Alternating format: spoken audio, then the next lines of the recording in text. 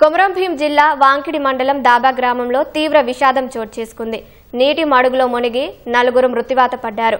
మరింత సమాచారం మా ప్రతినిధి వెంకటేశ్వర్లను అడిగి తెలుసుకుందాం. వెంకటేశ్వర్లు చెప్పండి, 4 మృతి ఘటన ఎలా జరిగింది?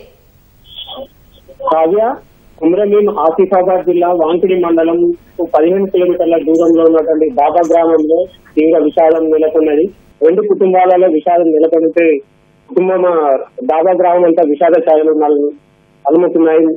దీంతో సమాచారం అందుకున్న పోలీసులు సంఘటనా స్థలానికి చేరుకొని మృతదేహాలను స్వాధీనం చేసుకుని విచారణ ప్రారంభించారు. ఈ ఒక కుటుంబంలో వచ్చేసి మోర్లే నిర్మలాబాయి, తల్లి 35 సంవత్సరాలు, అలాగే అదే కుటుంబం నుంచి కుమారుడు మోర్లే గన్ను 12 సంవత్సరాలు. ఒక కుటుంబానికి చెందిన వారు వీరు. మరి ఒక కుటుంబానికి చెందిన వారు వాడే మహేశ్వరి 9 సంవత్సరాలు, ఆది శశికళ 9 సంవత్సరాలు. వీరు మరో కుటుంబానికి చెందిన వారు.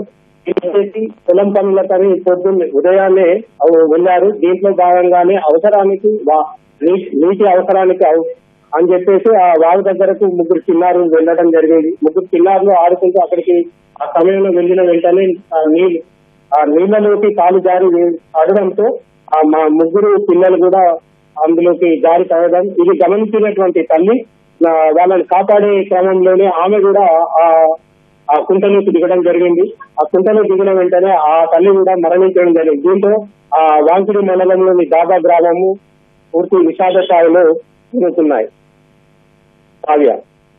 ధన్యవాదాలు వెంకటేశ్వర్లు.